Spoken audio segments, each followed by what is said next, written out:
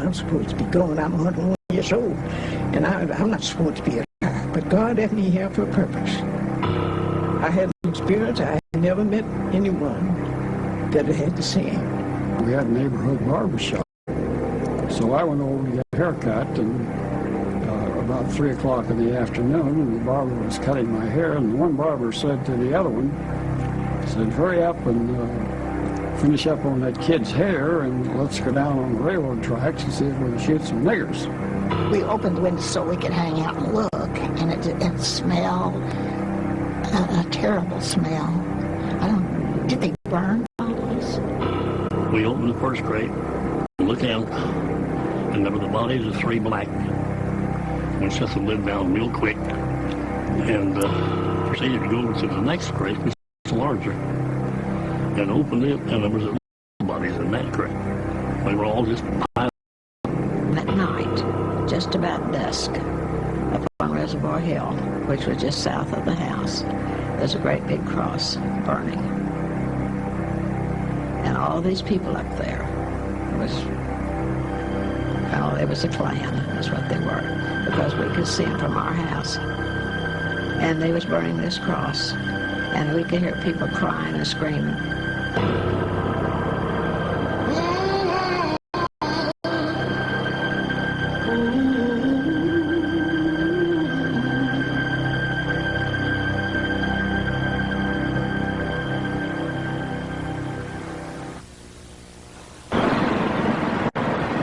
At the turn of the 20th century, Tulsa, Oklahoma, had the richest per capita wealth of any place on earth. It was dubbed the oil capital of the world, the Magic City, and the City of Dreams.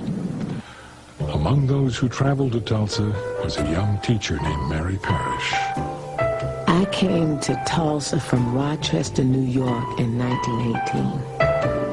I had heard of the town since girlhood and the many opportunities to make money.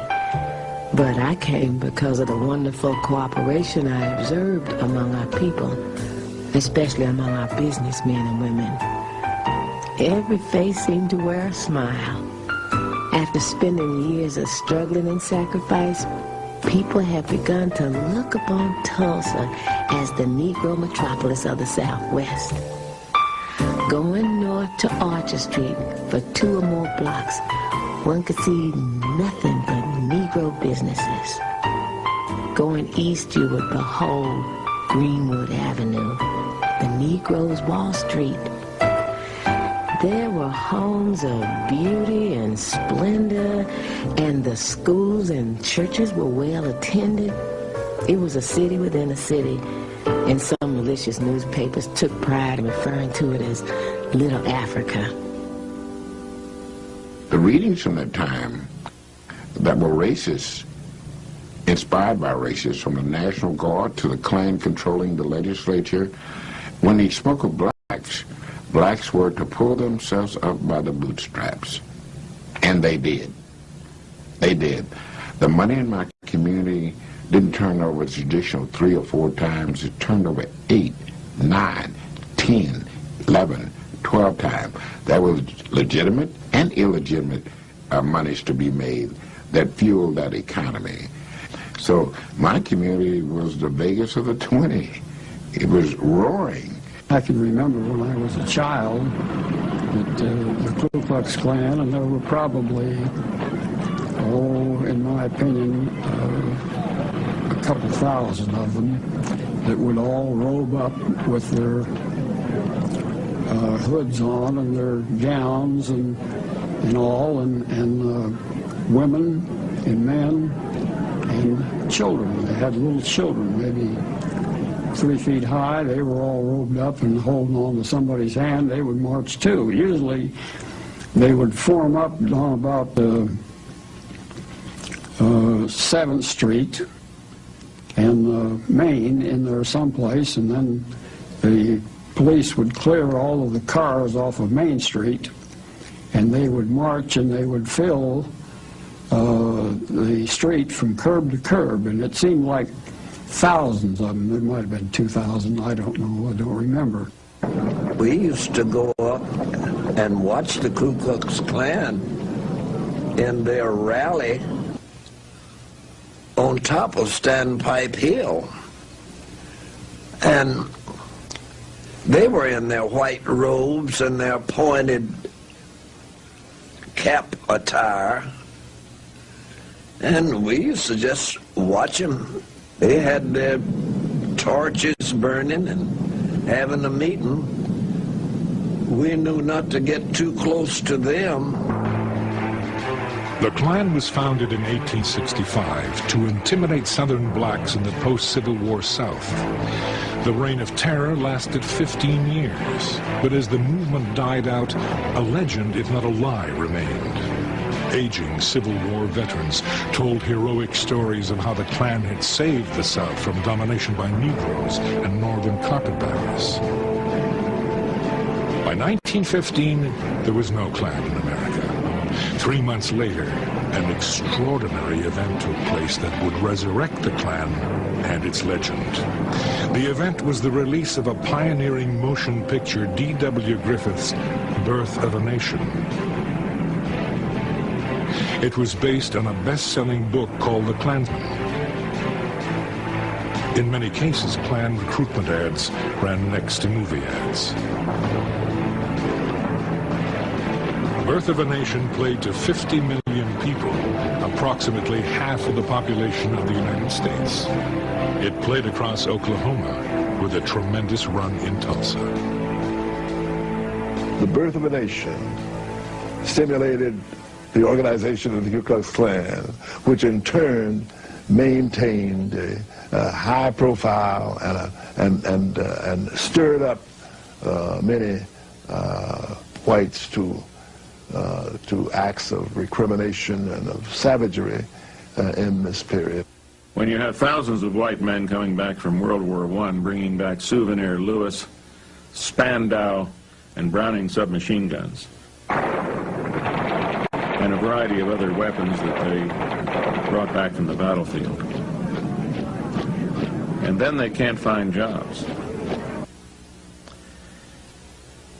And the power structure within the city at that time, as was occurring in other cities, would enlist them in the Ku Klux Klan and blame their problems on Jews, African Americans, and Catholics. It was a simple answer to a complex problem for simple people. Meanwhile, they could stand in downtown Tulsa and look at the mansions in Little Africa, in the Black Wall Street, and seethe.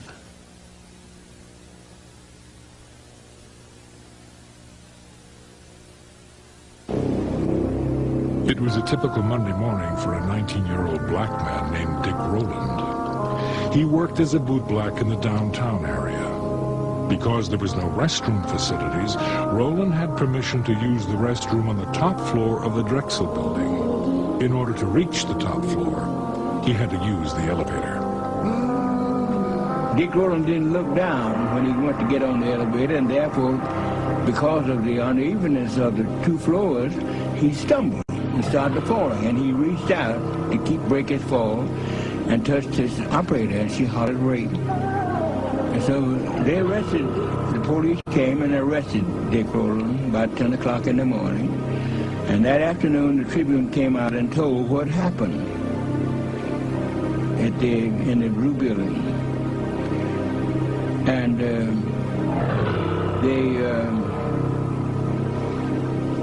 after they told what was going to happen, then they said, it looks like there will be a lynching in Tulsa tonight. The newspaper described Rowland as Diamond Dick and told of an attempted assault upon a poor orphan girl who worked as an elevator operator to pay her way through college. The article said that she had scratches on her hands and face. In fact, she was not an orphan. She had deserted her husband in Kansas City and had been served with divorce papers in Tulsa 2 months before. And she was neither scratched nor had torn clothes. The real incident isn't the incident in the elevator. The real incident is what happens over at the offices of the Tulsa Tribune, which was the city's daily afternoon newspaper. And we know there were a couple articles in it that talked about what happened at the Drexel. One was a front page article that said something like "Nab Negro for attacking girl in elevator." But there was a second article, it might have been an editorial, that we think was called "To Lynch Negro Tonight." We don't know really what it said, but we do know from white sources, from black sources, from government officials and others, that there was an article there suggesting that a lynch mob should gather downtown and to lynch Dick Rowland. Talk of a lynching was prevalent throughout the city, and by evening, white crowds began to form around the courthouse. A burning cross was visible on Standpipe Hill, which overlooked North Tulsa and Greenwood. The sheriff took the elevator to the jail, located on the top floor of the courthouse, and set up a barricade. In Greenwood, it was believed that a lynching was imminent, and mob rule without legal consequences was not without precedent in Tulsa. A few months before, a lynch mob had taken accused killer one Ray Belton from the Tulsa jail. A mile-long procession of cars escorted him to a tree on a county road where he was lynched. Local police officers directed traffic. 3 months later, in the town of Holdenville, 70 miles away, a white mob took a black man from the county jail, hanged him from a telephone pole, and riddled his body with bullets. He was accused of attacking a white woman. In Wagner, 30 miles from Tulsa, another lynching took place. A white man down in Wagner, Oklahoma, had asked a colored girl for sex. And she told him her price. He had sex and he didn't want to pay her. He didn't pay her. She took out a knife and cut his throat and killed him. So they arrested her. They lynched her. And then they drug her body up and down Main Street of Wagner, Oklahoma. And the Negroes in the community had decided there will not be a lynching in Tulsa, Oklahoma. In Oklahoma, it is not considered a crime for a man to kill a Negro. In recent years, there have been many lynchings in Oklahoma. There is yet to be chronicled the instance where any individual has paid a legal penalty or where an officer has been removed from office for failure to protect the life of his prisoners from criminal violence. It is perfectly safe at any time and at any place for any considerable number of men together to take a prisoner from the hands of an officer and inflict the penalty of death.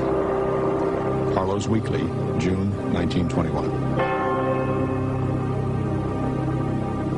Most of the news that people received came from their newspapers. It's incredible to look at the content of those newspapers and realize that it was a constant barrage of articles appearing concerning lynchings of black people. This was over and over and over again. In fact, 2 black people a week were being lynched in America at this time.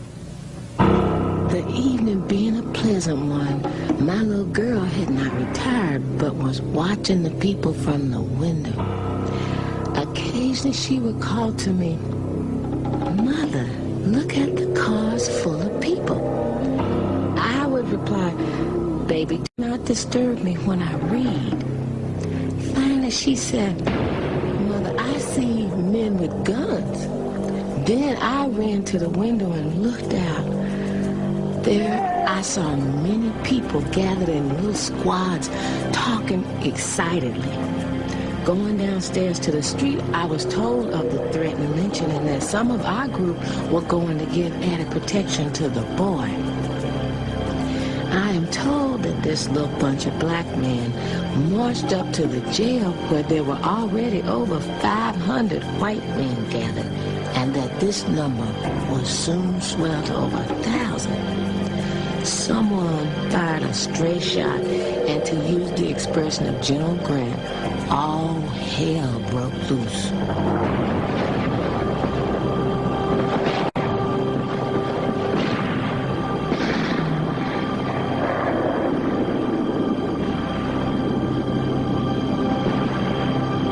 first one was shot on Main Street, right in front of the biggest picture palace.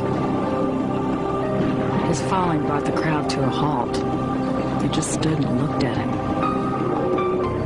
3 or 4 ambulances clanged down to the place, but the crowd turned on them and showed their guns. One said, "Don't touch the blankety blank." The ambulance workers didn't quite know what to do, so they turned off their engines and just stood there, blocking the street.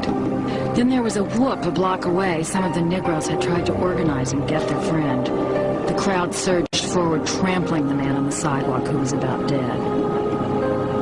He lay, writhing on the sidewalk under a billboard from which smiled winsomely the face of Mary Pickford, America's sweetheart.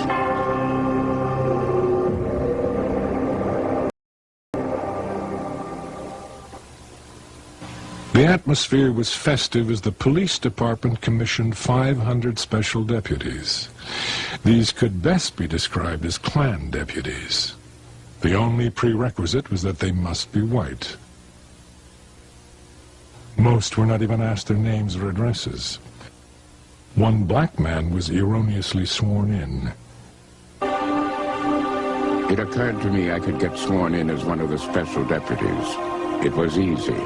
My skin was apparently white, and that was enough.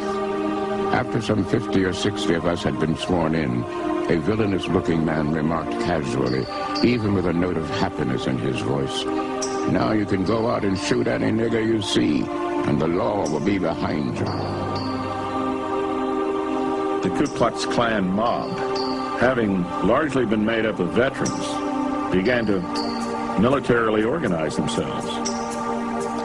And they divided down into squads and ran a skirmish line along Archer. After watching the men unload on First Street, where we could see them from our windows, we heard such a buzz and noise that on running to the door to get a better view of what was going on, the sights our eyes beheld made our poor hearts stand still for a moment. There was a great shadow in the sky, and upon a second look, we discerned that this cloud was caused by fast approaching airplanes. It then dawned upon us that the enemy had organized in the night and was invading our district, the same as the Germans invaded France and Belgium.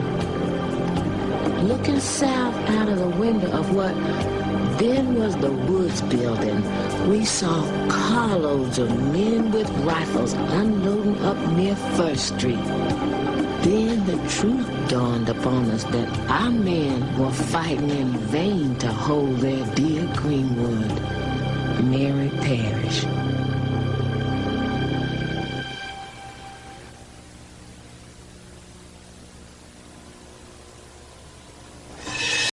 As daylight approached, the whites were given a signal by a whistle, and the outrage took place.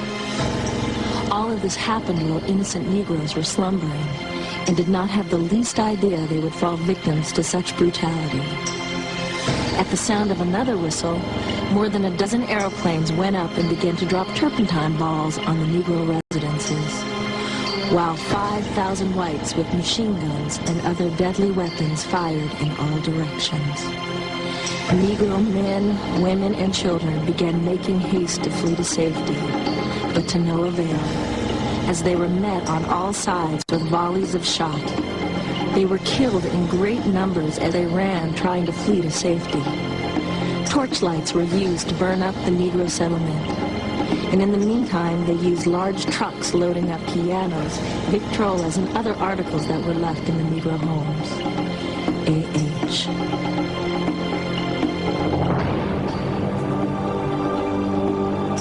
Back trucks up to the vacated Negro homes and loaded everything movable and of value.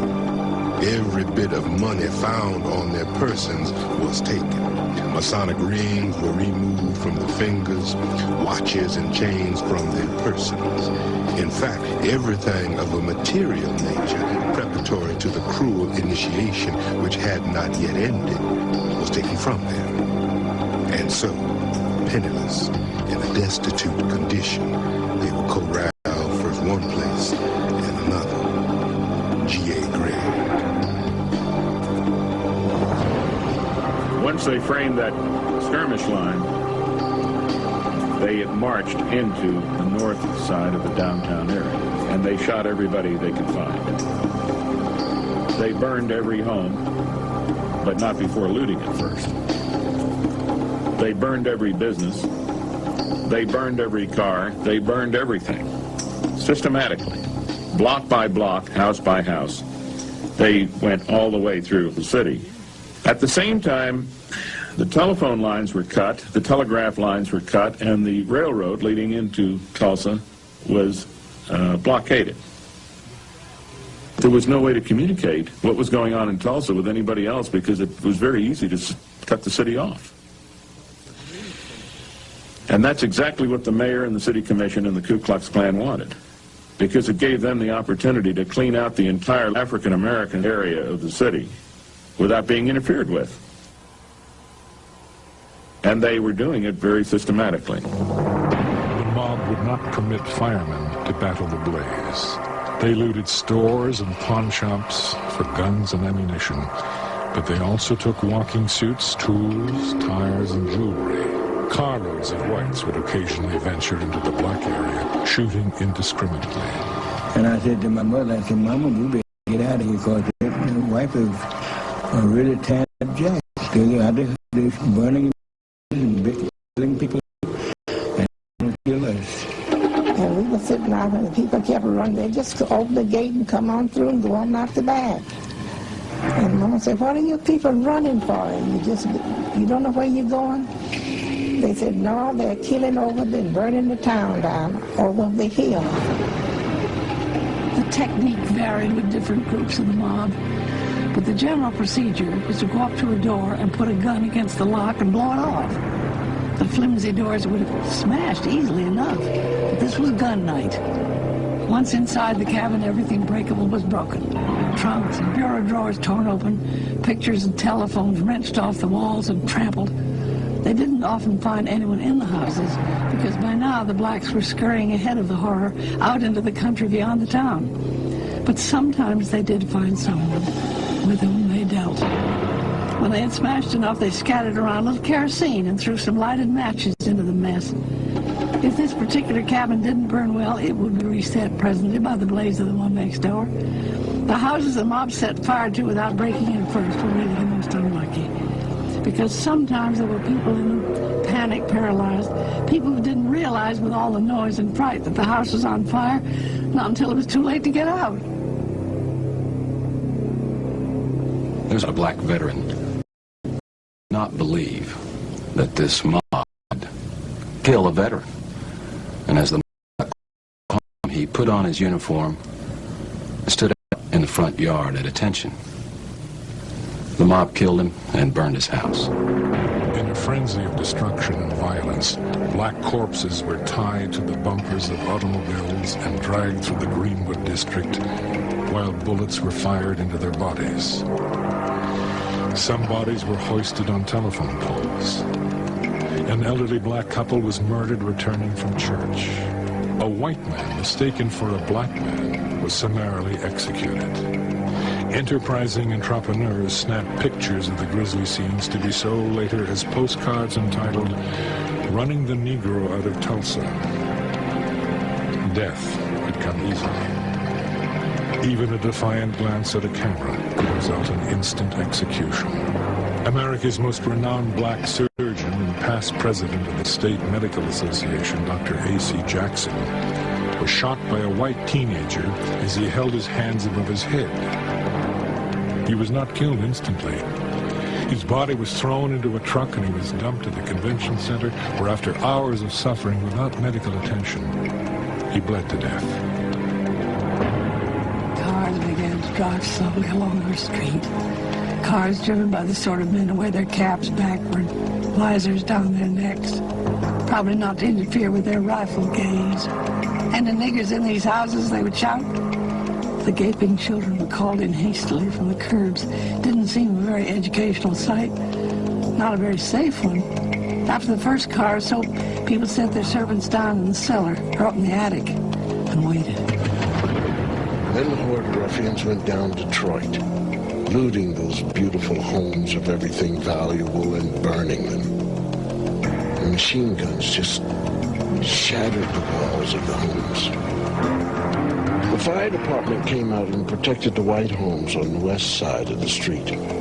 Men and women with torches and women with shopping bags continued their looting and burning of Negro homes.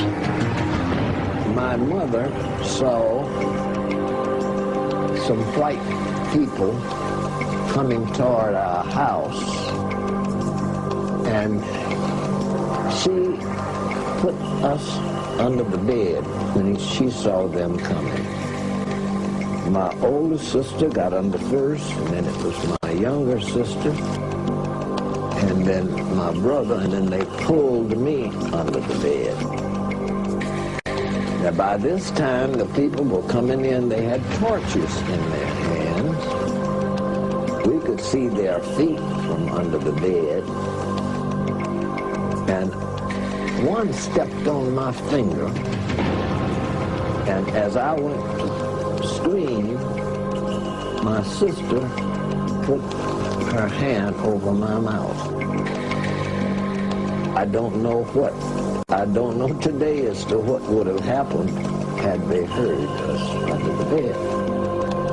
But they came in and they set the curtains on fire and set our house on fire, and then went out the door, and my mother got us from under the bed. I will always remember that on this day I live. There was the son of a cook in our street. Around 9 o'clock, the man he worked for came and asked for Hattie. He was in a car with some other men. It seemed that the boy thought he ought to get to his job. Before he knew it, he'd been caught in the fighting around the railroad tracks and crawled under a freight car to hide. Someone went in after him and shot him with a pistol. Now that things were quieting down a little, he was lying in the town hall where the militia were assembling the blacks. But his employer was afraid he wouldn't live many more hours. If Hattie wanted to see the boy, he said, he would take her down and look out for her. But she was afraid to go. He couldn't blame her, really. Some of the house Negroes who had allowed themselves to be put in those wandering cars and escorted to the safety of the town hall had been shot at as they drove through the streets. It wasn't the ride an old woman wanted to undertake, even to see her boy alive. The boy's boss understood.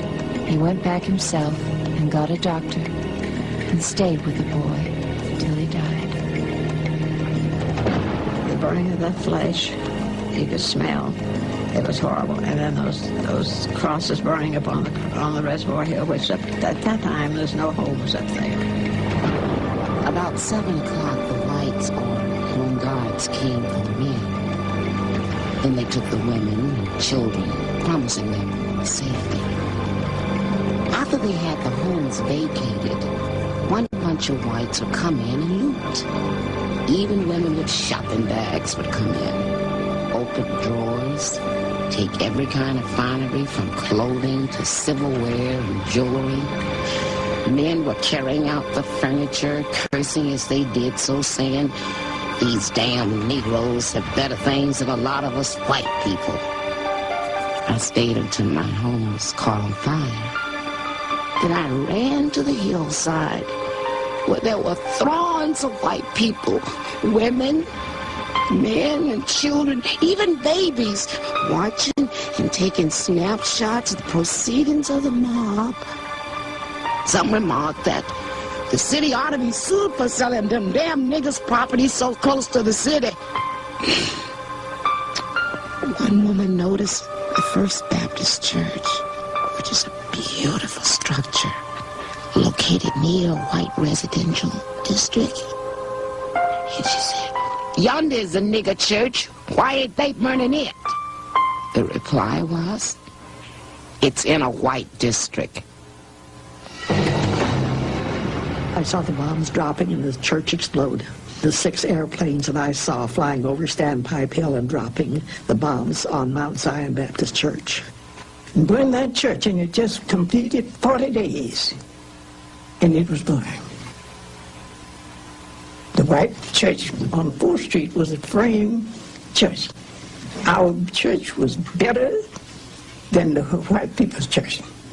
This church was only 40 days old. It was truly a symbol of black prosperity, and it was burnt to the ground, allegedly because ammunition was being stored in the basement or some such nonsense.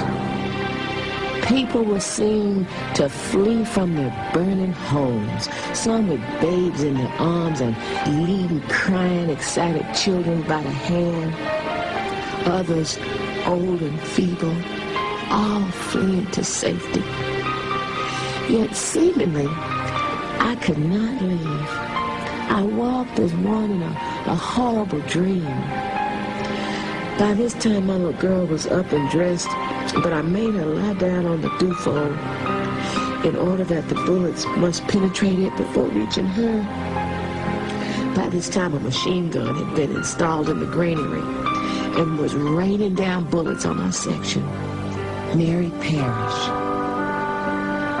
The most horrible scenes of this occurrence was to see women dragging their children while running to safety, and the dirty white rascals firing at them as they ran. Some of them were pursued for more than 12 or 15 miles, and some never returned. Negro hospitals with numbers of sick were burned, and many people perished in the flames, not being able to get to a place of safety. Women were chased from their homes, naked, with clothes in their hands, and volleys of shots fired at them as they were fleeing. Some with babies in their arms. A.H. As I neared Standpipe Hill, I could see homes on Eastern and Detroit burning, and also discovered that the enemy had located on the hill and that our district was entirely surrounded.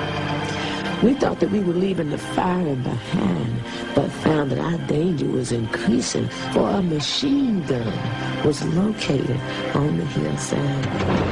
They came over, they had machine guns up there, and he was manning the machine gun, and he and his companions, they were shooting down on the people. They had machine guns up there, shooting at us. My husband and I, when we came out, they were shooting at us. We didn't get any shots. They killed one of our fine doctors. I can never forget a family who started out and had the misfortune to lose one wheel off their wagon and therefore had to get out and walk. In that numbers was a mother and a father with a 6-month-old infant, such a fine and healthy baby. The father would run along and carry it a while, when the mother would take it until she was tired out. When they both were just about exhausted, the father cried out, "Will someone help us?" Mrs. Rosa Davis Skinner, who told about the night of the riot, when it broke out on Greenwood, she was asleep. Her husband awakened her and said, "Wife, come on, there's a riot on." And they left fleeing, she in her gown and house shoes, and joined with a neighbor next door who had had a stillborn baby. Early in the day, they were going to bury the baby the next day, put it in a little shoebox. And Mrs. Skinner said that while they were running, mobsters shooting at them, bullets zinging at them, people shoving and bumping into each other, this lady dropped that little shoebox. And she got down on her hands and knees to try to find it. And she couldn't, and her husband just dragged her away, said, "You're going to get killed, we've got to go." And he dragged her away, and they never found that little baby. This lady wept when she told me that. She was 98 years old, and that had been 75 years earlier, and she wept and said, "I often wonder what happened to that poor little baby." We both wept. We came out after several shots were fired into the house by the mob. 2 or 3 whites thrust guns in each man's face and side and took him downstairs. As I neared the bottom of the steps, I was met by a man who very unkindly treated me. Seeing a man with hands raised, he came up to the blind side and struck me in the jaw, after which I was questioned and my money taken. The worst thing of all was being humiliated before little boys between the ages of 12 and 16 years, knowing these youngsters would grow up to try the same thing when they matured that others tried, but with less success, I am hoping. J.C. Latimer. One of the classic photos that comes from the riot is that of a perhaps 15, 16-year-old, probably would be referred to in those days as a hooligan, strutting proudly in front of the camera with the burning and terrible circumstances in the background, puffing a cigar, carrying not one but two firearms. As you look at that picture and you think of what's going on around him, you can't help but hope that he will be taught a lesson about life's justice. The certainty that many blacks had that whites took their furniture, took their clothes, took various other personal possessions, and used them. And then, having taken those things for their use, then they burned and bombed the black part of town. It was a surprise. And they came over here and burned our homes, stole our clothes. Some of our people had to take their own clothes off of white people right here in Tulsa. The heavy air was soaked with the scent of honeysuckle, as extravagant and lavishly unreal as was the gunfire. We'd been in this prairie country a year. It proved always surprising. An acrid underhint of burnt powder began to cut through the perfume of the flowers. Tulsa's newspapers described the event as a military adventure. The black people defending their homes were described as the enemy. Gun-toting white men were referred to as riflemen or soldiers, and blacks were termed snipers. The mob, it was called a volunteer army. Blacks with guns were called a mob. Marauding whites were called patrols. At approximately 9:15 a.m., the National Guard troops from Oklahoma City arrived by train. In all my experience, I've never witnessed such a scene. 25,000 whites, armed to the teeth, were ranging through the city in utter and ruthless defiance of every concept of law and righteousness. Motor cars bristling with guns swept through the city, their occupants firing at will. General Charles Barrett. Fanny was our laundress. She lived in Greenwood with an ancient uncle who'd been a messenger in a bank for 20 years. They knew there was trouble, of course, but the mob had missed them so far. Uncle Zach had never been late to the bank, and he trusted white folks. He thought maybe if he put on his uniform and they saw it, he put it on and started out to work. Someone shot him at the corner. Fanny could see him lying there. She didn't dare go out and get him. The mob was so close. As North Tulsa burned and its citizens murdered and arrested, the Guard set up camp and began to prepare a breakfast. When a local citizen urged the commander to take some action to save property and lives, he was arrested. Martial law was declared at 11:29 a.m. The Ku Klux Klan, realizing that they were now up against an organized military force, withdrew out of the area and dissipated back into their neighborhoods. It was very much like a guerrilla operation where you could no longer tell who were the combatants because they weren't wearing uniforms, and now they were part of the civilian society.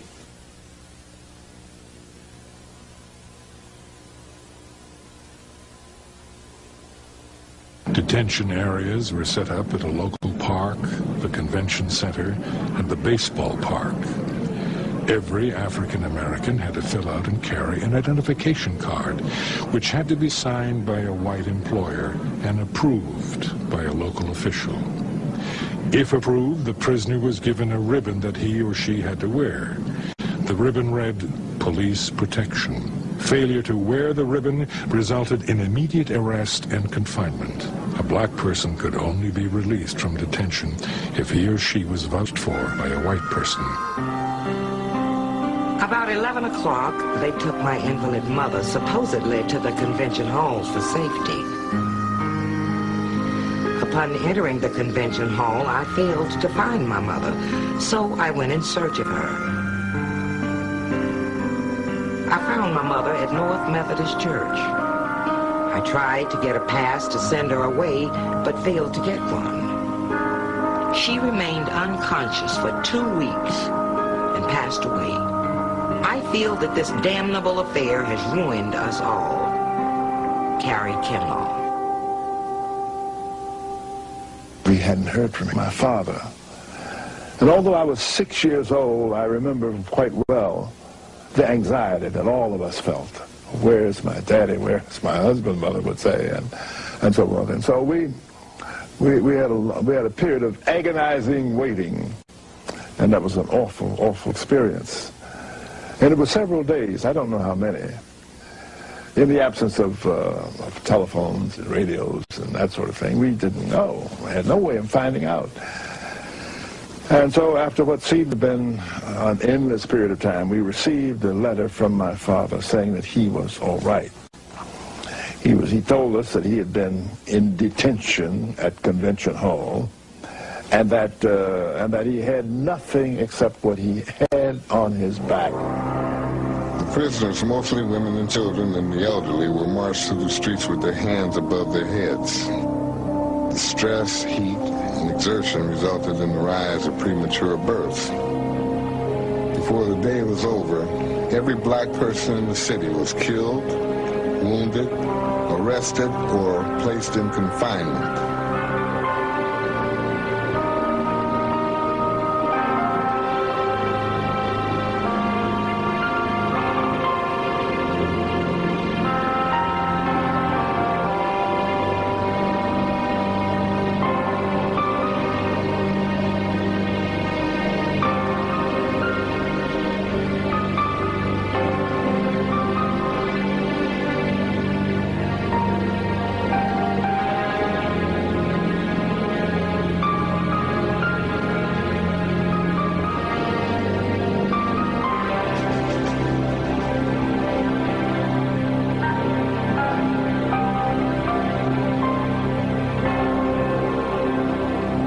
Middle-class whites actually hid many of the African-American domestics who worked for them at great jeopardy to them.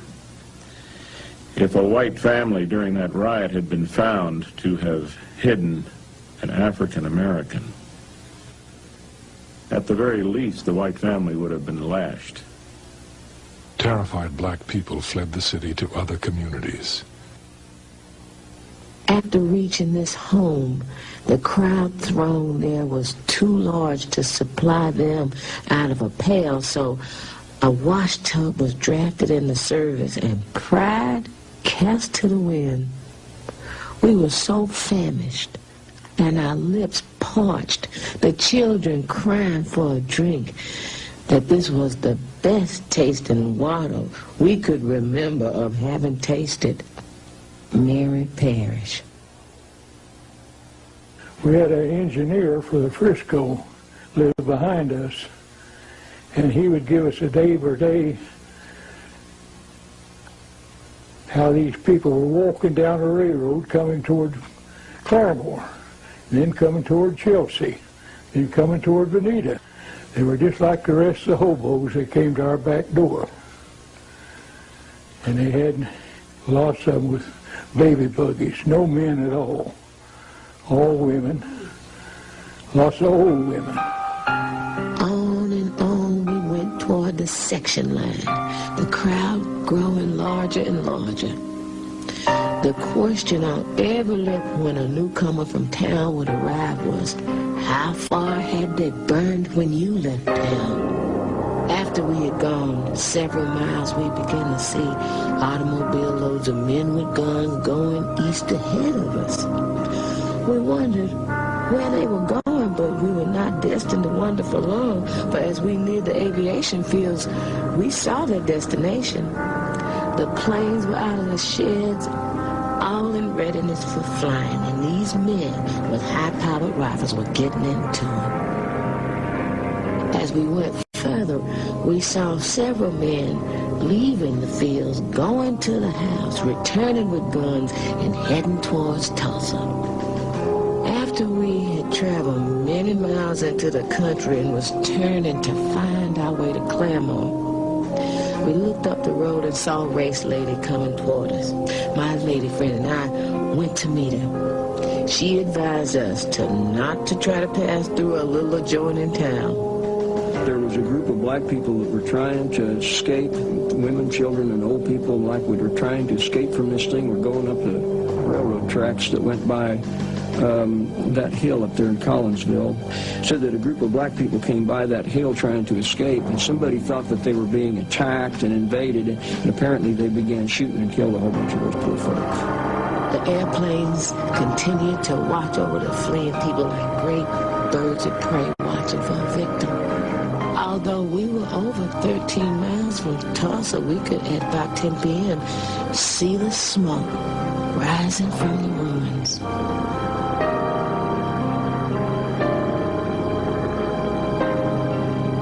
The next morning, we were informed that Greenwood had been burned.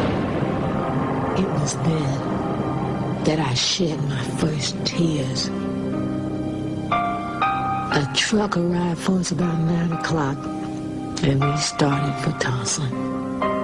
We did not enter through our section, but we were brought through the white section. Can you imagine the humiliation of coming in like that, with many doors thrown open, watching you pass? Some with pity, and others with smiles. And when a bunch of the colored folks that they were marching down Elgin,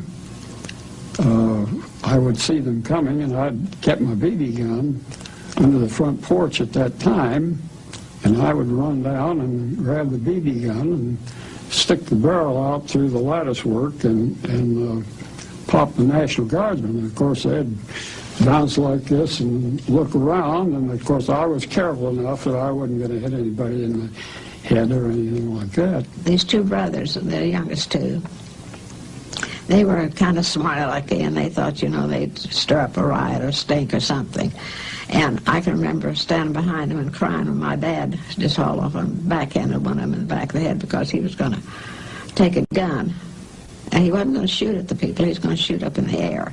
And I remember my crying and saying, begging him not to do it. And my dad, you know, was telling me he wasn't going to do that to those people. They was only trying to get away themselves. Soon we reached the Black District, which was so beautiful and prosperous looking when we left. There we found to be piles of bricks, ashes, and twisted iron representing years of toil and savings. We were horror-stricken, but could not shed a tear.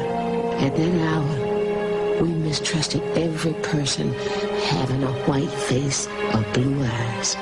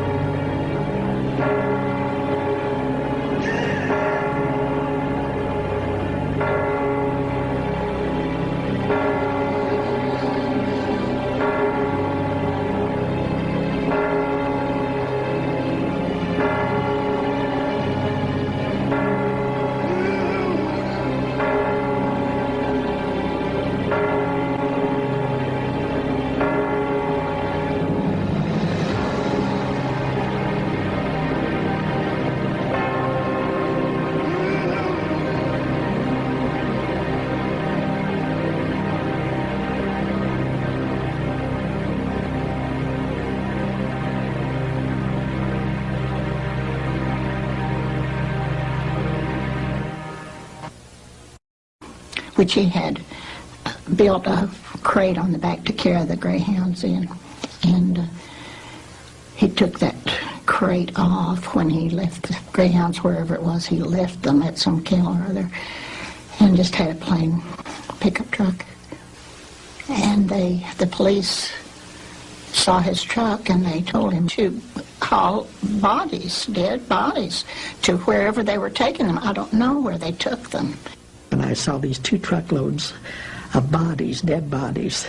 They were Negroes with their arms and legs sticking out, you know, through the slats. And it frightened me so, but I kept thinking of them in terms of dolls. On the top of the very, very top of the pile of bodies was a little boy just about my age, and his head flipped over like that. And he looked at me, his mouth was open, and he was in brown pants and a blue shirt, and just looked like he'd been frightened to death. And so I screamed, and Jesse came in, but by that time the 2 trucks had passed on. After black Tulsans were incarcerated, curiosity seekers, looters, and souvenir hunters casually strolled through the smoldering ruins. Well, I had a friend, a girlfriend, and one day after the riot had subsided, or possibly was still, they were still protecting and giving the colored people sanctuary. Well, she came out and she had a package of spearmint gum, Wrigley spearmint gum. And perhaps there were 40 or 50 packages of gum in the little square box, about so square, maybe 2 inches deep. And she was passing the gum out to all the kids in the neighborhood. And of course we asked, where did you get it? And she said, oh, Daddy got it over in Niggertown, which was a clear indication that white people looted the colored people over in the Greenwood area. When they doubted about it, of course, we didn't think anything about it. We just took the gum and chewed it. Martial law was less than benevolent. Field Order Number 3 prohibited the holding of funerals at churches. But in reality, this prohibition pertained to black funerals only. White funerals went on as usual. Overnight, these people had nothing. And they had to start over again.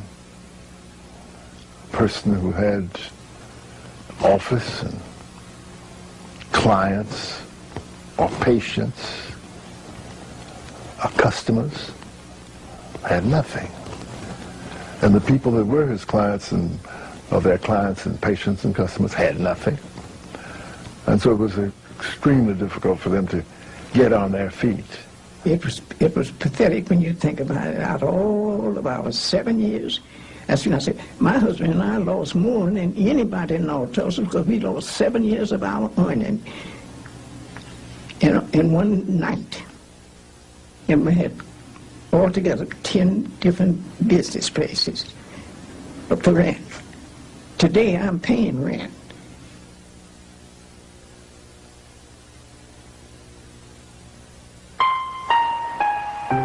Few black Tulsans had insurance. And those who did had clauses which voided the policies in case of a riot. Those making a claim had to prove that the city or state government was negligent in protecting their property. An impossible burden because the victors had already begun to rewrite the history and insulate themselves from blame. An all-white grand jury placed the blame for the Holocaust squarely on the black population. Also blaming the black population was Tulsa's white churches, the Chamber of Commerce, and of course Tulsa's white newspapers. In this old nigger town, there are a lot of bad niggers, and a bad nigger is about the lowest thing that walks on 2 feet. Give a bad nigger his booze, his dope, and a gun, and he thinks he can shoot up the world. And all these 4 things were to be found in nigger town: booze, dope, bad niggers, and guns. The Tulsa Tribune makes no apology to the police commissioners or to the mayor of this city for having pled with them to clean up the cesspools in this city. Tulsa Tribune, June 4th, 1921.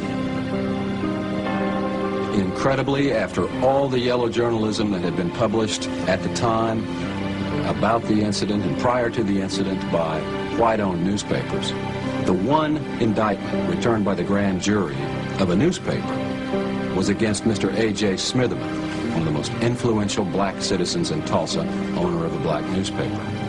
And that comes after his offices, his newspaper offices, were destroyed and burned in the riot. He left Tulsa and never returned. Cities across America offered assistance, but Tulsa officials turned down all the offers under the guise of handling the problems themselves. From a 10-room and basement modern brick home, I'm now living in my coal barn.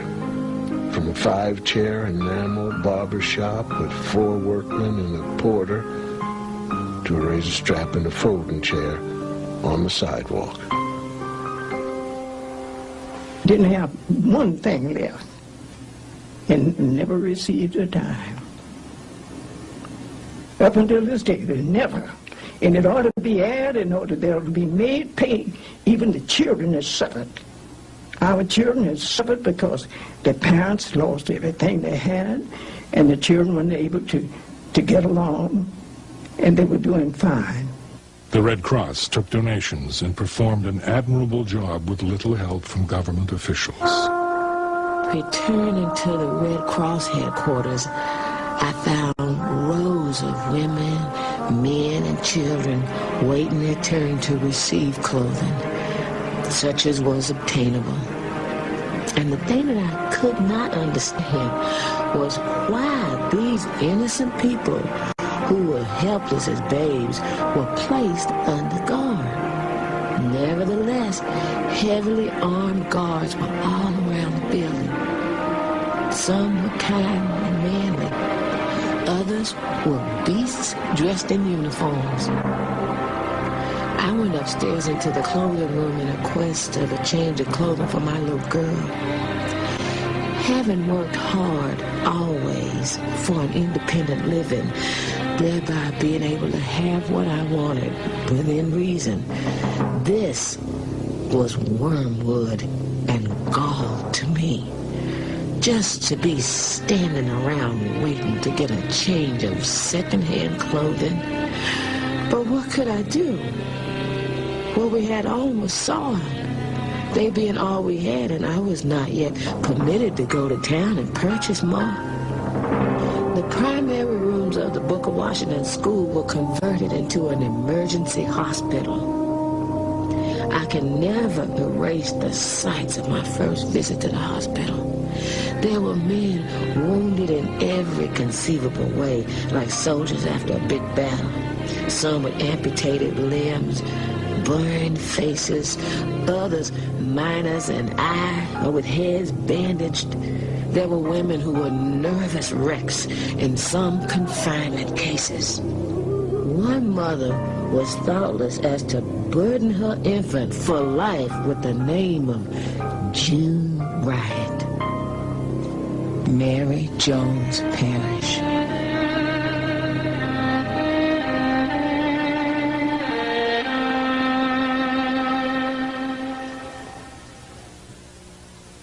$1,400 claims were made by black citizens for their losses during this riot. Not one, not a single claim was ever paid any of these black citizens for their losses. But there was a claim paid to a white store owner for his loss of guns and ammunition that was used by white rioters. Now you have to ask yourself, what's wrong with this picture? Many humorous instances might be cited of claims presented by innocent bystanders for the payment of doctor bills. Now, all such claims were originally investigated, and many were turned down for the reasons that it could not be shown that the wounded parties were innocent bystanders, or persons in the employ of the city or the county for guard purposes. Quite early in the fall, a claim for a $55,000 doctor bill was presented by a young white man for a gunshot wound treatment. The claim was of the innocent bystander kind. After lengthy explanation on the part of the claimant as to how the injury was incurred, but after his admission that he was not employed by the city or county, the Red Cross record keeper confronted him with a full-size photograph of the same young man in the middle of the riot district with a shotgun over his shoulder and a high-powered rifle in his hand. Although he did not deny the identity, he has not been seen at the Red Cross office since. After this experience, No further claims have been made by innocent bystanders. Mr. Maurice Willows, Director of Red Cross Relief. A tent city was constructed to house refugees. Embarrassed city officials, white newspapers, the clergy, and the Chamber of Commerce perpetuated the myth that white Tulsa had an outpouring of aid into the devastated black community. In fact, just the opposite was true. With homes looted, homes and stores burned to ashes, with sick, aged, and enfeebled carried out or left to perish in the flames, mothers giving birth to children in the open, herded, guarded, and corralled like prisoners of war. And before the smoke of 1,000 homes had blown away, the trembling and homeless learned that the city fathers had passed an ordinance making it forever impossible for them, in their destitute condition, to go back and rebuild on their home place. G.A. Gregg. The city council or commissioners passed an ordinance that there could be no construction in the city of Tulsa that was not fireproof. Now, with people absolutely without any resources, it was impossible for them to conform to any requirement that they rebuild only fireproof structures. And my father said, you build, if they arrest you, I'll get you out of jail, you can go on building. And my dad had challenged the constitutionality of that city ordinance. And the Supreme Court of the state of Oklahoma declared that ordinance unconstitutional as being a frivolous piece of legislation designed to keep blacks down. With their hearts bleeding, their homes and all of the relics that make the memories of life's past sustaining, with shocking realization that their families are broken and scattered and fearing the mob, with trembly, weak, hungry, and hungerless bodies compelled to be in the stalls of the fairgrounds under a heavy, cruel guard who greets them with harsh orders and vulgar language, while suffering all this and more. The mayor, commissioners, the real estate exchange, the welfare board are like those who crucified Christ, casted lots for the Negro's hard-earned land. G.A. Gregg. Not only was the area declared a fire zone, which effectively was designed to prevent it from being rebuilt, but then amazingly, just incredibly, the city fathers put the land up for sale. For the Reconstruction Committee appointed by the mayor and city commissioners June 14th, Tulsa extends a welcoming hand to wholesale houses and industrial plants, which are to be located on the trackage property in Little Africa, swept by fire, and which is now within the city fire limits, restricted to the erection of fire-resisting buildings. The committee also expressed a sentiment in favor of using a part of the burned area for a Union station whenever such a project is ready for consideration by the railroads entering Tulsa. Tulsa World, June 15th, 1921. In order to help people get in touch with their loved ones who were anxious to hear from them, Mr. Theo Bowman, the Oklahoma Sun, succeeded in getting out a little daily paper. Each day he would publish these lists. Each day people sat under the tent and watched for these lists as well as the lists of dead in the big dailies. The dead were so quickly disposed of on that night and day until it was impossible to ever get an exact record of the dead and wounded. A cousin and I decided to go visit somebody, and we passed down by the cemetery there at Levens and Lewis, the old Oak Lawn Cemetery. And as we went down to Levens Street, we saw a bunch of men working, digging a pit, evidently, and we noticed a bunch of wooden crates lying around. So we were very curious about it, so we went in to have a look. And we walked up to the first crate, and we were unnoticed by the men. And we opened the first crate and looked down, and there were the bodies of 3 black men. We shut the lid down real quick and proceeded to go over to the next crate, which is much larger, and opened it, and there was at least 4 bodies in that crate. They were all just piled in there. And about that time, the men noticed us and ran us out. The Red Cross estimated that 300 people were killed. The official death toll was placed at 36. Terrified witnesses told of bodies being disposed of at city incinerators, the Arkansas River, and local strip mining pits. When one witness was asked about the difference between the Red Cross totals and the city's official count, the reply was, there is no statute of limitations on murder.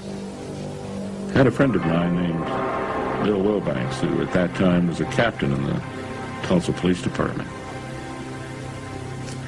And he called me and he said, would you come down to the police academy? I'd like to show you something. And I said, sure.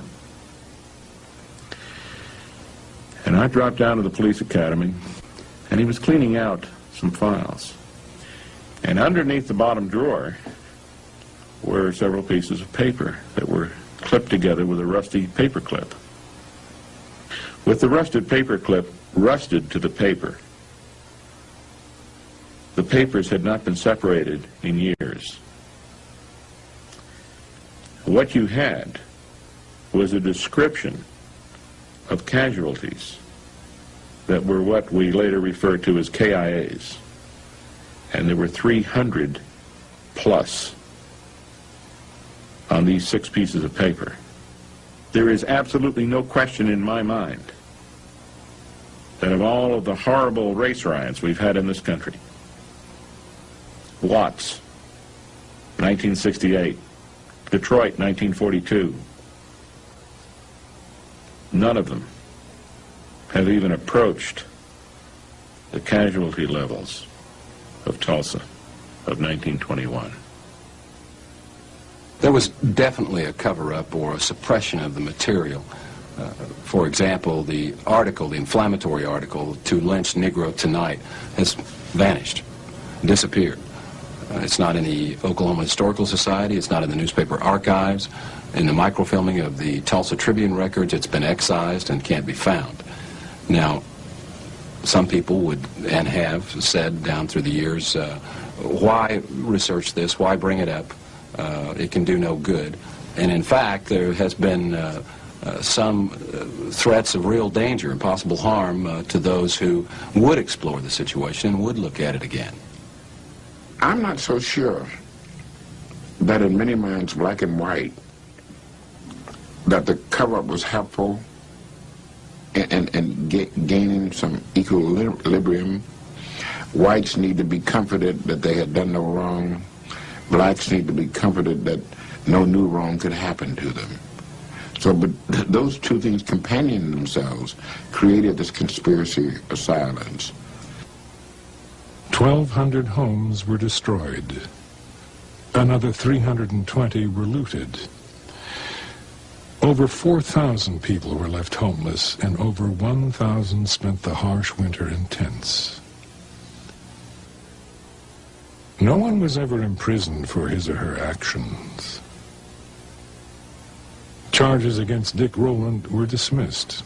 No one knows what happened to him or the elevator operator.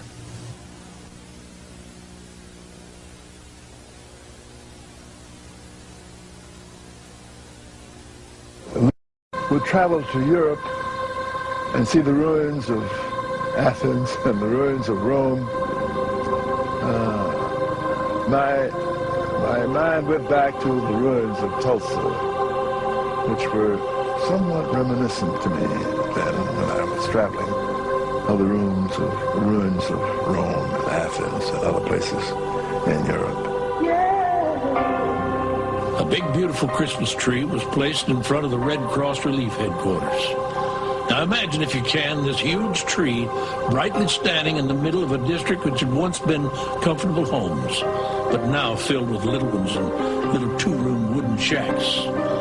Everywhere, large piles of brick and stone, twisted metal and debris, reminding one of the horrible fact of last June. For the first time in their lives, the Negro children of the devastated district, these hundreds of little folks, were without their former comfortable homes. The resources of their parents had been reduced to a point where Christmas couldn't mean much to them. After dusk on Christmas Eve, a chorus of 2,200 voices sang their Christmas carols and the typical Negro melodies. Coming from the throats of these people reverberated through the night air and attracted most of the crowd gathered in the business section over on Greenwood Street. Whole families were there, men, women, children. It seemed as though the whole Negro population couldn't resist this chance to sing. Never have I witnessed more spontaneous outbursts of Christmas fervor than on this occasion.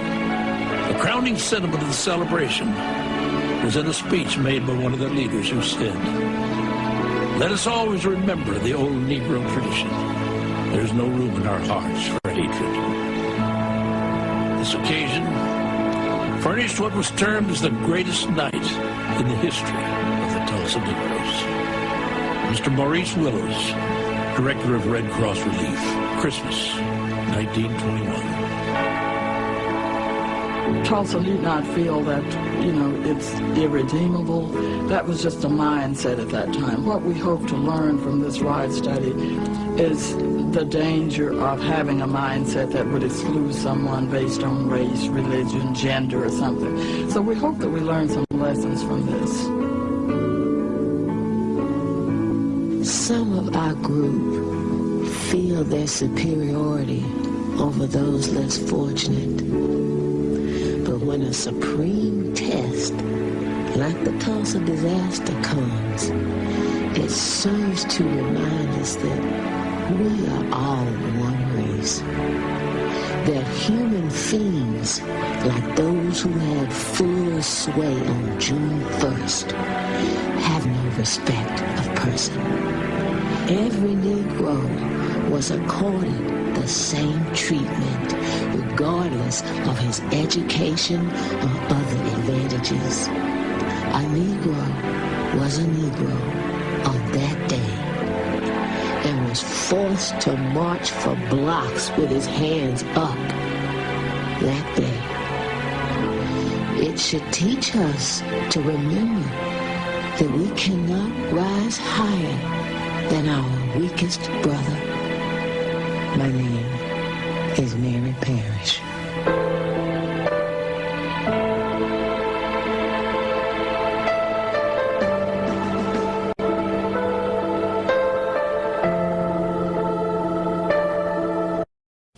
In 1921, one of the most devastating massacres in U.S. history took place in Tulsa, Oklahoma. The 1921 Tulsa race riots. The black community of North Tulsa, called Black Wall Street, or as whites called it, Little Africa, was completely burned to the ground in a mere 12-hour period. Over 1,300 businesses and homes were destroyed and completely ruined. 10,000 people were left homeless in the night, and to this day, no one knows how many people actually died. Accounts range from 500 to 1,500 men, women, and children, both black and white. This senseless massacre of human life was very carefully covered up by high city officials. When Black Wall Street was destroyed, a major black economic movement that would have affected all black communities in America was crushed and completely halted. Black Wall Street was the most prosperous and most thriving black community in America during these times. It defined the word nepotism to its ultimate form. These highly organized blacks worked together in the same manner the Jews, Japanese, and Iranians work together in this day and time. Black Wall Street was so prosperous that white oilmen would come across to the black community to borrow large sums of cash in order to keep their businesses afloat. This very powerful black movement would have had an effect on blacks all across America, socially and economically, but 3,000 card-carrying Klansmen would not allow that to happen.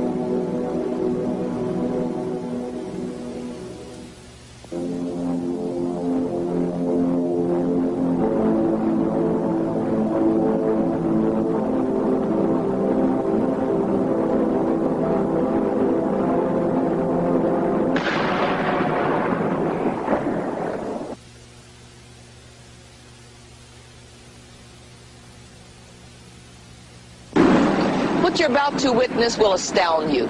It will most likely affect you very deeply, no matter what race, creed, or color you are. And just maybe, this film will make us all take a second look at our fellow man and not hate him or her because of the color of their skin.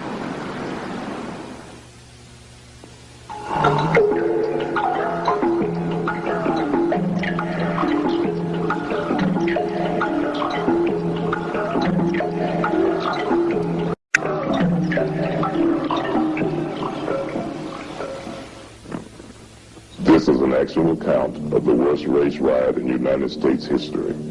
It's not a pretty story, and it's not being told for its shock value or to reopen old wounds. This material is presented because it happened 70 years ago to another generation whose story is pertinent to this contemporary generation.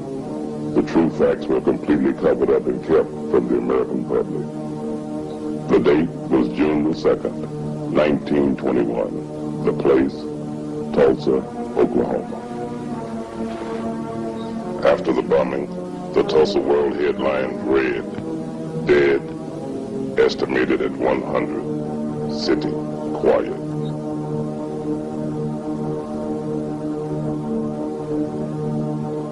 One of the bloodiest race riots in the nation's non-military history had begun. The spark of the tinder was ignited on Monday, May 30th, 1921. Here's the story.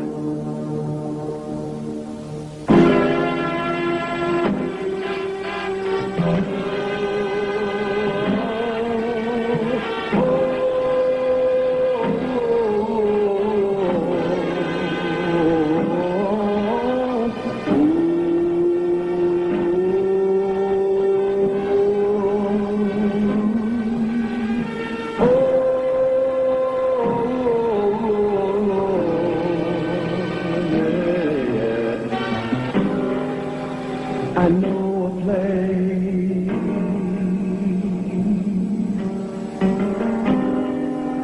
that was sure to go.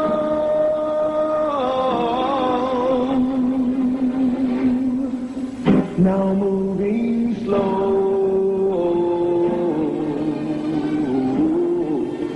nowhere to go.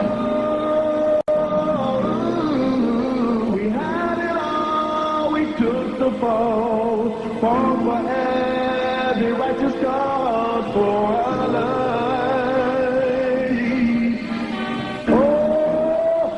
Oh, we had it all, we paid the cost. Countless lives that we lost for our life.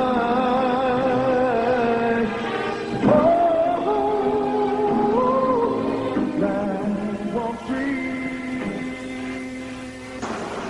During the early 1900s, Archer Street was intentionally designed to divide the city's north from the south side of Tulsa. Blacks were forced to remain on the north side, and whites enjoyed their separatism on the south side. Laws were passed to make sure that whites and blacks remained separated. Anybody who wishes for the good old days probably doesn't remember what the good old days were really like. Because in 1921, the nation suffered from coast to coast from hate, and discrimination, and arrogance. And those were probably the underlying reasons. They manifested themselves in organizations like the Ku Klux Klan. But you can't blame the riot on one or two or three specific incidents. The environment is what caused it. You have to keep in mind that in 1921, the majority of the Oklahoma legislature were Klansmen. Almost every city and county official in Tulsa County, Oklahoma, was elected with either support of the Klan or they were Klansmen themselves. In those days, the Klan would have parades in downtown Tulsa, wearing their white sheets and their pointy little hats to fit their pointy little heads, that would last 4 to 5 hours in length. Now visualize the number of people that were involved in a parade that would last 4 to 5 hours. And all these people came from Tulsa. When you had a parade in Tulsa, a lot of people come in from other counties. But you also have to remember that 1925, there were 5 million card-carrying Ku Klux Klansmen in this country. So what was going on in Tulsa was probably the same thing that was going on in an awful lot of other cities. And if the riot hadn't happened in Tulsa, it probably would have happened someplace else. The difference between Tulsa and some other city is that we know how bad it got and where we've gone since then has been a mark of our progress.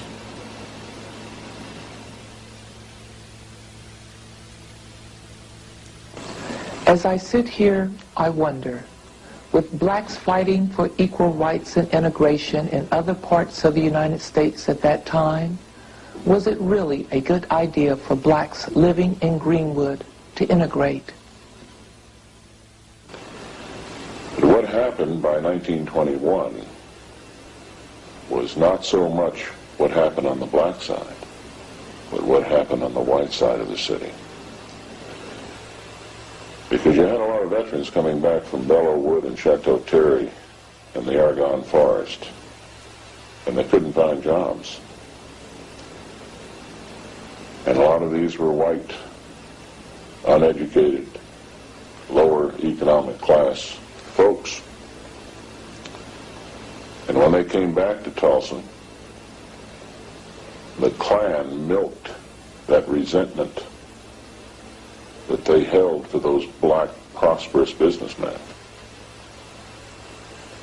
And the Klan did the same to them that the Nazis did in Germany in 1933. As a matter of fact, it's kind of interesting. You can make an analogy here that is historically profound.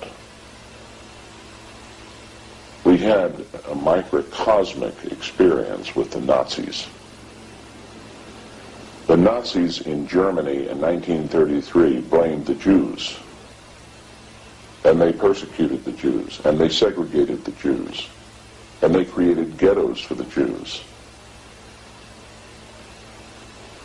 And that's how they built their power, but they built their power on the disenfranchised and the disenchanted Germans.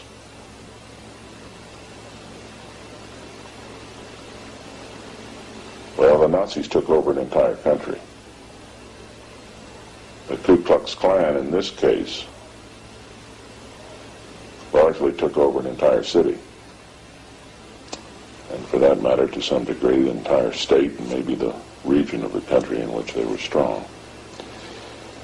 But they played on the hate and the fear and the envy and the jealousy of many of these whites who had felt that the country owed them something because they had fought in World War I. And here you have blacks who possibly didn't fight in World War I and were very prosperous. And you had the seeds for that kind of conflict economically. Now socially, you had a different situation. Oklahoma is a very unique state in the sense that it's the only state in the Union that was settled the way it was. This was Indian territory. It wasn't even a southern state in the Civil War. For that matter, it wasn't even a northern state. It was a state that was fought over by both sides. In fact, there were 69 battles fought in Oklahoma, largely between northern and southern Indians. But when the state was settled, it was settled by land runs. Benjamin Harrison opened up chunks of the state, and people just ran over this land and plotted out their portions. Now, why is that significant in terms of the riot? It's significant because an awful lot of those folks that made those land runs were Southerners whose farms and lands and plantations had been burned by Sherman and the Union Army when they went through the South. They had no homes left, so they came west. And when they made those land runs, they brought in Southern culture with them. As a result, what you have here in Oklahoma is a microcosm of the United States. The northern half of the state is more metropolitan. In Little Africa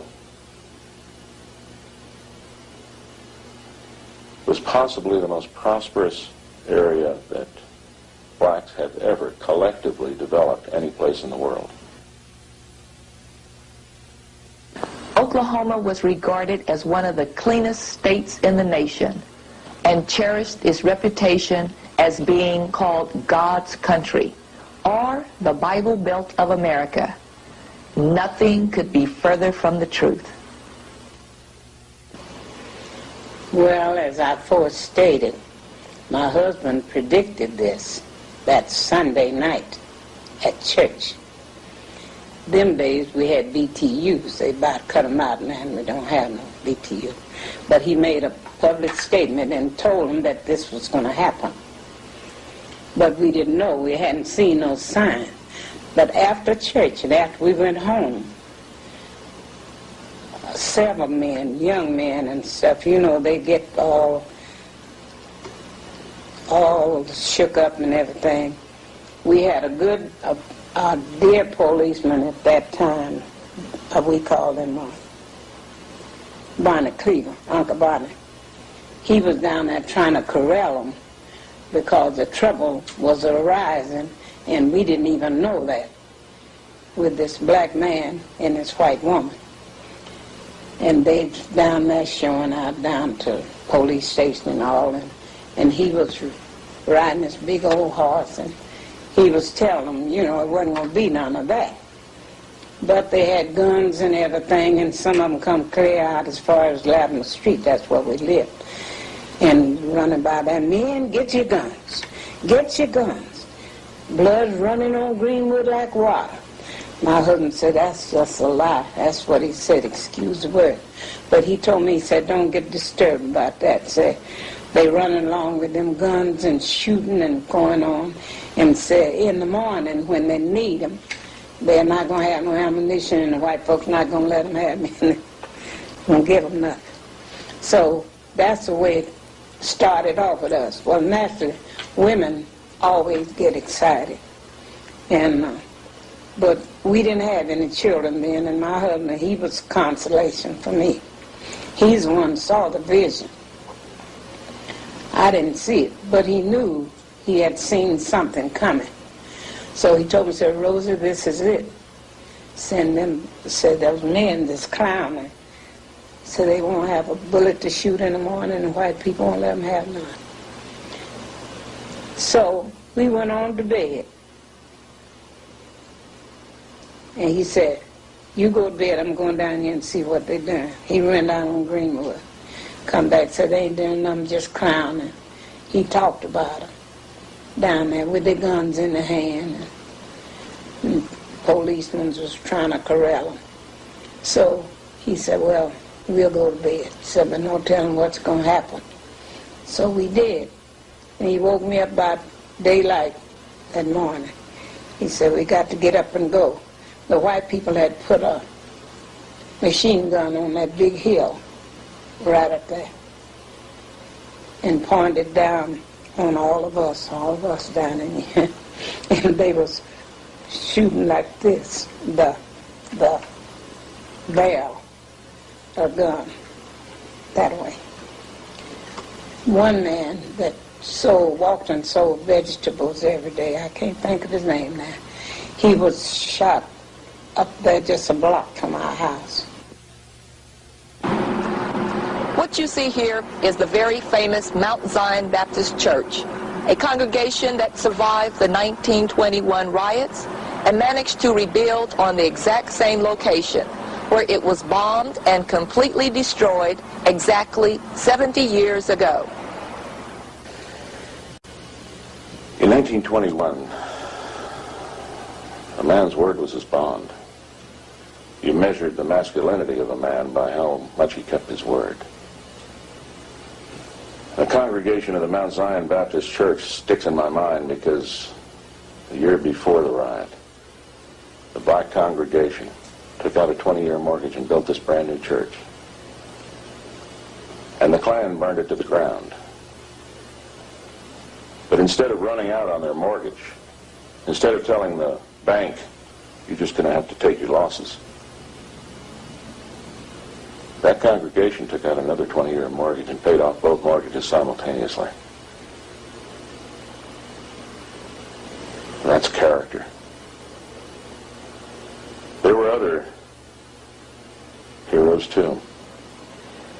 Many of the whites in the southern part of the city had black employees, and those employees had become almost extensions of their family. In fact, a lot of Tulsans were raised by black domestic employees. And when the riot erupted, many of those families hid those blacks in their basement at great jeopardy to themselves, because if the Klan had ever found out that a white had hidden a black in their basement, the white family would have been persecuted, if not horsewhipped. Probably the two most singular heroes out of the riot was the Tulsa County Sheriff and the Tulsa County Black Deputy Sheriff. Willard McCullough was the Tulsa County Sheriff at that time, and he was the only sheriff in the whole state that had black deputies. His chief black deputy was Barney Cleaver. And you got to keep in mind, when that riot erupted around the Tulsa County Courthouse, there weren't more than maybe a dozen deputies in that building. And Willard McCullough stood on the south steps of the Tulsa County Courthouse and told a mob of several thousand Ku Klux Klansmen who were heavily armed that he was not going to release Dick Rowland. Barney Cleaver stood on the north steps of the county courthouse and told the black crowd that they weren't going to release Dick Rowland. Well, you put yourself in the position of a white county sheriff in a southern state in 1921, facing several thousand Ku Klux Klansmen, and you don't have more than maybe a dozen deputies to back you up.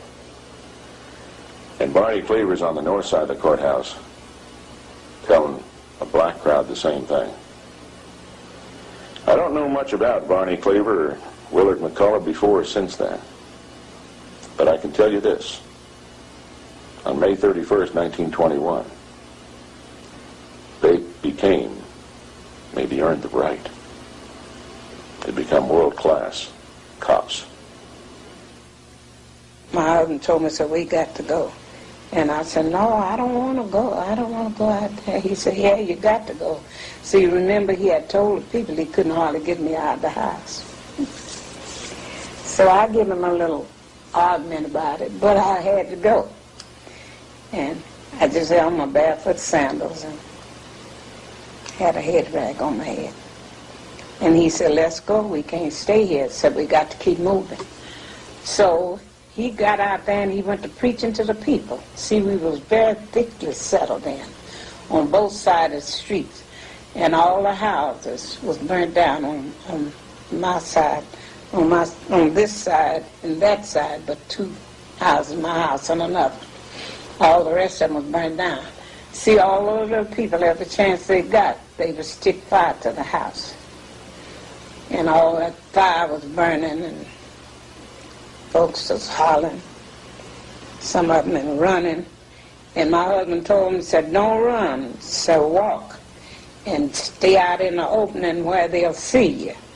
And so won't nobody get shot. So the bunch we was with, they tried that, and we made it to the park, where about noontime the bells come ringing and the horns and things. And somebody told us, said the militias are coming. And so T.R. told him, said, walk out on the railroad. We took the Middleton Valley Railroad going north and walked to Mohawk Park. And that's where those people caught us. They was in trucks. It must have been some mighty big trucks. And it was full of soldiers, and the soldiers all come to Tulsa like this, come on us like this. The Klan was extraordinarily powerful in Tulsa in 1921, but then again it was extraordinarily powerful throughout Oklahoma. As a matter of fact, during the 20s, Oklahoma impeached and convicted 2 governors, allegedly, of course, for other charges, but it was an open secret that one of the principal reasons they got impeached and convicted was that they were anti-Klan. Majority of the Oklahoma legislature were either Klansmen or supported by the Klan. But then Oklahoma was not unusual. States all across the country had that kind of influence on them. But in Tulsa County itself, it was a rather unique situation that developed. In the late teens, the Glenpool oil field was roaring. And that's just west of Tulsa County. An awful lot of money poured into the city. And the whites, who were the big oil men, lived on the east side of the Arkansas River. The roughnecks who worked the rigs lived on the west side. Well, there wasn't enough housing on the west side, so a lot of the roughnecks would come over to the east side and live in rooming houses on 12-hour shifts. A lot of people said that was due to the housing shortage. A great degree it had to do with the working cycle of a roughneck on a rig. Because roughnecks worked 12-hour shifts on rigs. The point here is that a lot of the money that poured into Tulsa, that helped build Tulsa into the beautiful city it became, was also poured into the Ku Klux Klan. And the Klan became extraordinarily well financed. With that sound financing that they received from those oil men who were sympathetic to the Klan and who were, in fact, effectively manipulating the lower white economic classes to their own benefit, the Klan in Tulsa had a lot of money to do a lot of things that other Klan claverns didn't have that kind of support to do. For example, they had a building, a headquarters, here in Tulsa. It was called Beano Hall. Now, what did Beano stand for? It stood for Beano Jew, Beano nigger, Beano Catholic. I think it's ironic that Beano Hall eventually evolved into a pig barn before it was finally torn down. The Ku Klux Klan was real big on providing character guidance, attitude adjustment, and behavior modification on anybody they disagreed with. Not only including blacks, but whites who they regarded as violating their standards. It wasn't uncommon for a white person, for example, who might have been going out on his wife, to be hauled out of his house one night and tied to a tree and flogged by men dressed in sheets. Many blacks, however, were lynched. They were lynched by such organizations as not only the Ku Klux Klan, but the Knights of the White Camellia. There were all kinds of super secret little organizations that were self-appointed vigilantes. As a matter of fact, the Justice Department itself created the American Protective League during World War I and made it function under the FBI, which at that time was not the FBI we know today. It was a politicized FBI. But the American Protective League was largely an organization of volunteer civilian white men designed to ferret out any individuals of Germanic descent in Tulsa County and watch them to see if they conducted any espionage or pro-Kaiser activities during World War I. The American Protective League was formally disbanded after World War I, but that will give you an idea of the kind of mentality that existed then. But to address your question, yes, there were lynchings. And to give you an example, several weeks before the Tulsa riot, in Wagner, which is a small town east of Tulsa, a black man had been arrested on a minor charge and incarcerated in the Wagner County Jail. And that night, the sheriff, or the guard or deputy, whoever was responsible for the jail, conveniently went out to get a sandwich, just as a crowd of people dressed in white robes entered the jail, took the man out, put a noose around his neck,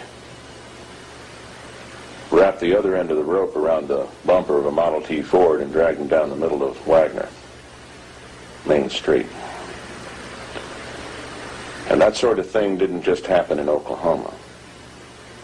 That sort of thing happened across the country.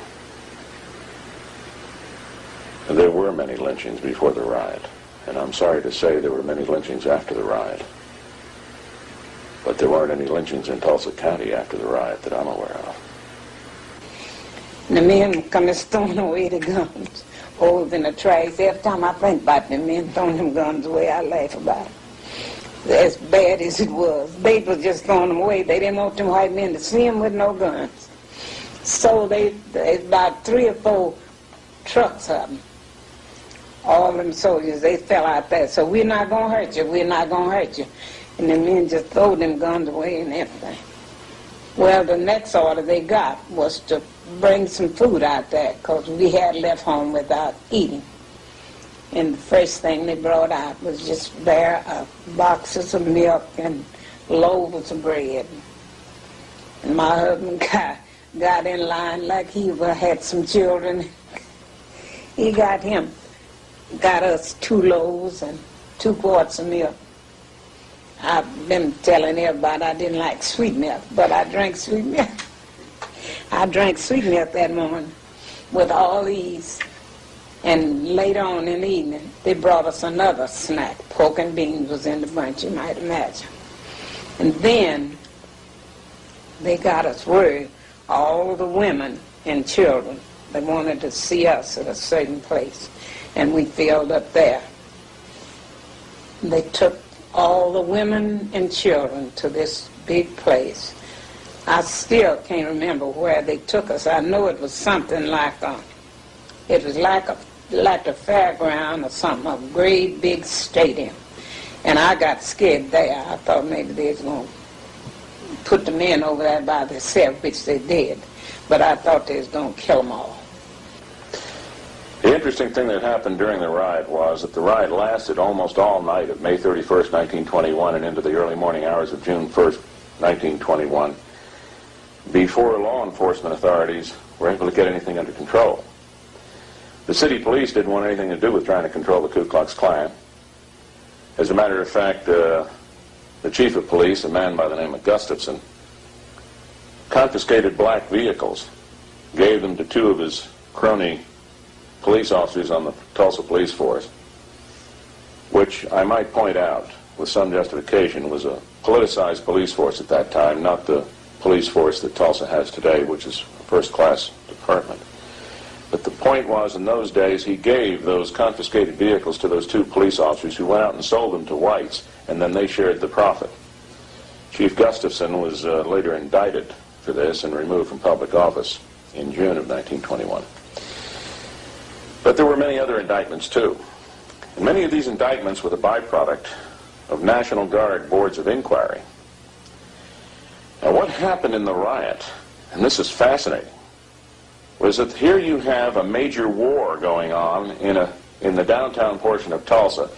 that erupted and moved north into the north part of the city, eventually wiping out the north part of the city, devastating it totally. And yet the mayor, none of the city commissioners, called the governor. Now at that time, we only had one 40-man ambulance company in the Oklahoma National Guard stationed in Tulsa. The governor at that time didn't know there was a riot in Tulsa until the next morning, because no city or county official notified him, with the exception of the county sheriff. The county sheriff sent one of his black deputies through the north part of the city toward Sand Springs. He got to Sand Springs to a telegraph. And keeping in mind the telephone lines were down, the telegraph lines were down, the railroad tracks were torn up, there were Ku Klux Klansmen standing on roadblocks trying to catch blacks who were trying to escape the city, and there were refugees as far away as Kansas City and Wichita and Muskogee, Oklahoma. That deputy got to that telegraph and telegraphed the governor on behalf of the county sheriff that there was a riot in Tulsa and law and order had broken down. J. Robertson, who was governor at the time, sent the adjutant general, who is the top military officer in the National Guard in Oklahoma, to Tulsa. The adjutant general arrived and immediately sized up the situation as being exactly what the governor had been told by that deputy. And the adjutant general mobilized the Oklahoma National Guard, and they sent in guard units from as far away as Enid and Lawton, Oklahoma City and Muskogee and places like that. And a lot of people attribute the troops that arrived were federal troops. They weren't federal troops. Federal troops were never deployed here. This was the Oklahoma National Guard that came in.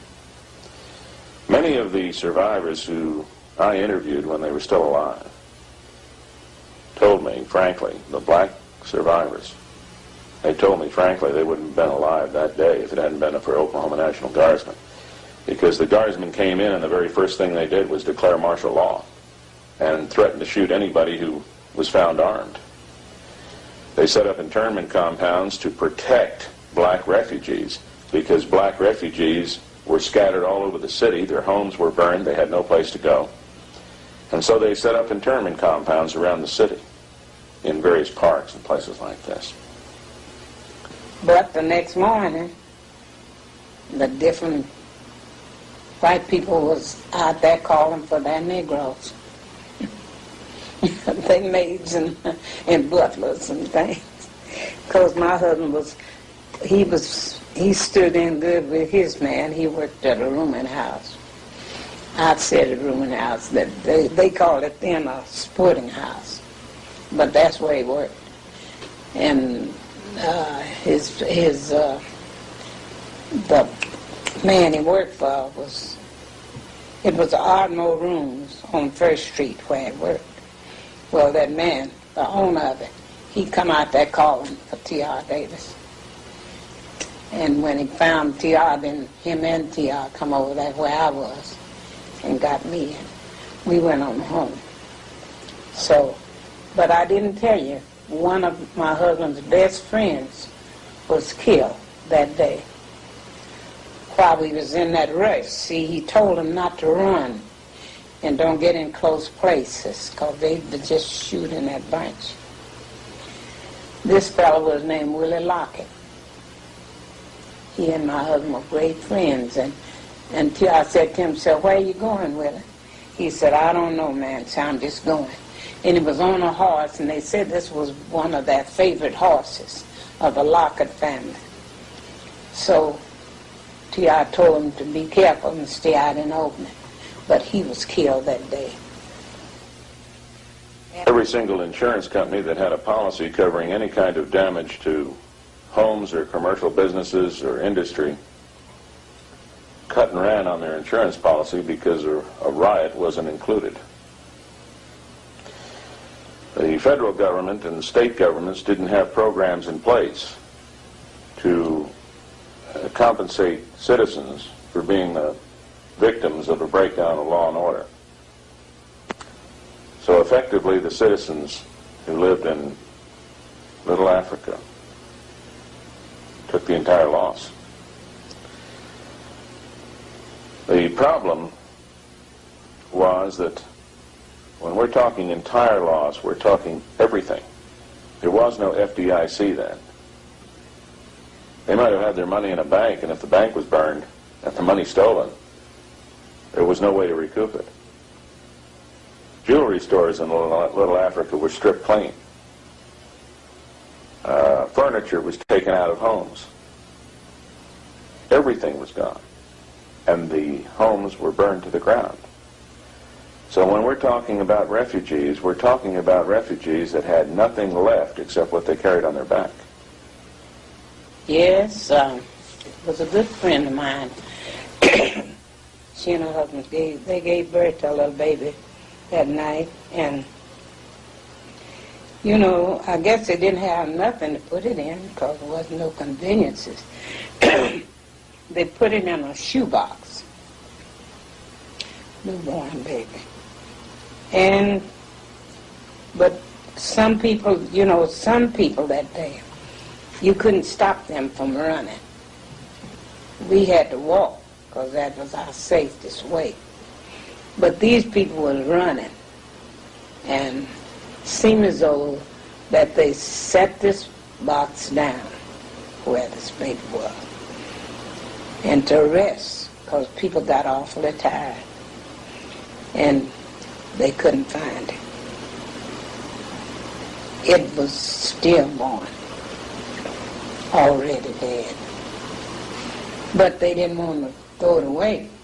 They wanted to take it home and then have it filmed. But they didn't get to.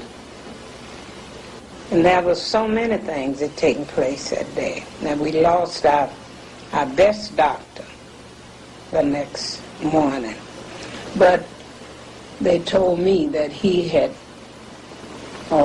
stood somewhere there in one of those buildings down by where that little 3 Cardinal place is on Greenwood.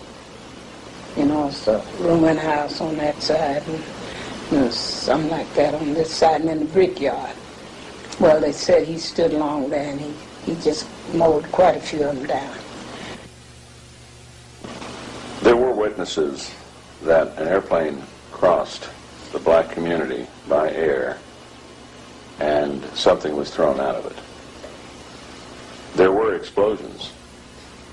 The problem is that you don't have a cause and effect direct relationship, because Tulsa was piped by natural gas in those days, as it is today. And many of the homes were already burning.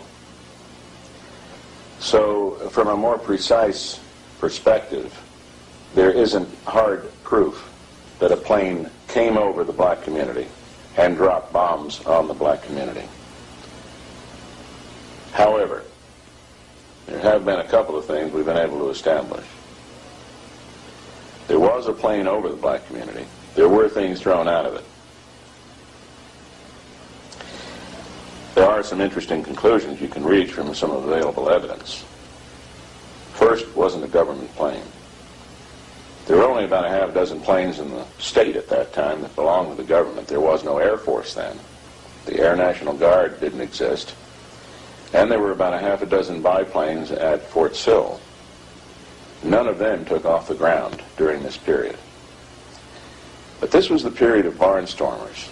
It wasn't uncommon for a pilot who learned how to fly in World War I to have a biplane and to fly around the country and do tricks at state fairs and maybe take somebody up for a couple of dollars. That, in all likelihood, was what happened then. That a barnstormer who had his own airplane actually flew over the black community. Now, if he threw out anything, and if it was a bomb, it's perfectly understandable how it could have worked, because it doesn't take very much to make a bomb, particularly if you're a veteran of a recent war that had just ended. Greenwood was soon labeled the Black Wall Street of America. It consisted of highly educated black doctors, lawyers, PhDs, merchants, oilmen, and entrepreneurs. The interesting thing about this particular situation is that in North Tulsa in 1921, prior to the riot, there existed an area called Little Africa. And that was a mark of respect. The black business community was extraordinarily prosperous. As a matter of fact, possibly the best minds in black America had migrated to North Tulsa in the late teens and early 20s. They built a commercial and business establishment so prosperous that it rivaled any place in the world. In fact, the main street of Little Africa, Greenwood, was euphemistically referred to as the Black Wall Street. There were millionaires that lived there, and some of the architecture of some of the old homes in North Tulsa today represent that particular period.